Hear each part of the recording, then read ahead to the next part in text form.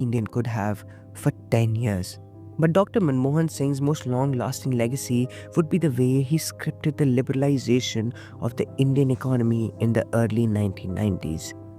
Liberalization didn't just bring about change in the economy, it also significantly changed how Indians saw themselves in relation to the world at large. Manmohan Singh, who passed away on December 26, 2024, aged 92, was an economist whose expertise saw his career expand as an academic, bureaucrat, and finally a politician.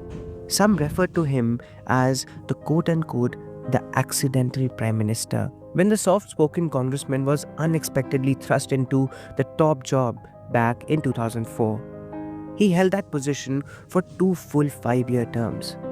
Aside from being India's 13th Prime Minister, he held several important positions any economist could have dreamed of. Rising from humble beginnings in what was then undivided Punjab, Manmohan Singh and his family moved from present day Pakistan during the partition. After graduating in economics from Punjab University, he headed to the most prestigious campuses in England, where he completed his first class honours degree in economics in 1957 in Cambridge and then a PhD in economics in Oxford in 1962. He then taught at Punjab University and the Delhi School of Economics. The 1970s marked the next chapter of his career as a bureaucrat. He served as the chief economic advisor in the finance ministry from 1972. In 1980, he served as the deputy chairman of the Planning Commission, a position he held for 2 years.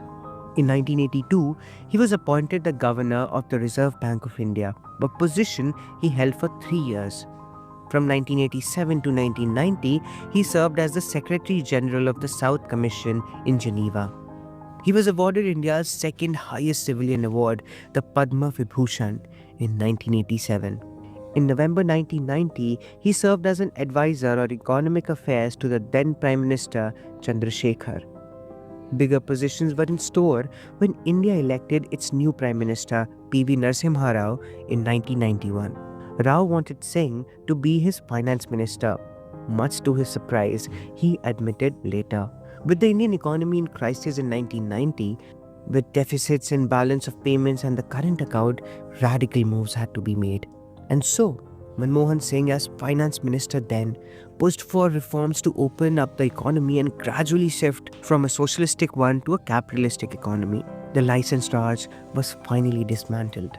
Import taxes were lowered and foreign direct investments were encouraged.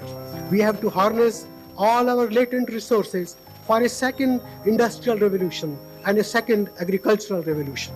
Our economy, polity and society have to be made extraordinarily resilient and alert if we are to take full advantage of the opportunities and to minimize the risks associated with the increasing globalization of economic processes.